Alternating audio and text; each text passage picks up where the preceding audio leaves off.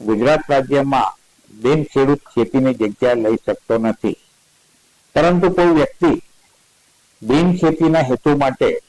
ખેતીની જગ્યા ખરીદ કરવા માંગતો હોય તો એણે ગણોત ધારાની કલમ 63 મુજબ સક્ષમ સત્તાધિકારીની પૂર્વ પરવાનગી મેળવવાની હોય છે. પરંતુ જ્યારે આવી રીતે સત્તાધિકારીએ બિન ખેડૂતને ખેતીની જમીન ખરીદ કરવા માટે પરવાનગી આપી હોય તો એ શરતના આધીન હોય છે કે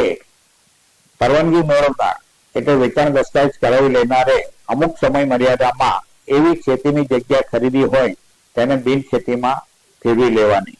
અને બિન ખેતીની પરવાનગી મેળવી લેવાની. એટલે કોઈ પણ બિન ખેડૂતને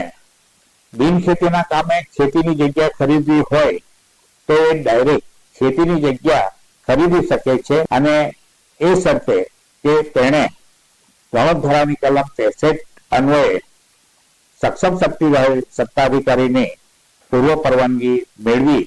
પોતાના નામનો દસ્તાવેજ કરી પોતાના નામ પર સાગબારમાં નામ ચડેથી એણે અમુક સમય મર્યાદામાં એ બિન ખેતીમાં એ જમીનને ફેરવી નાખવાની રહે છે.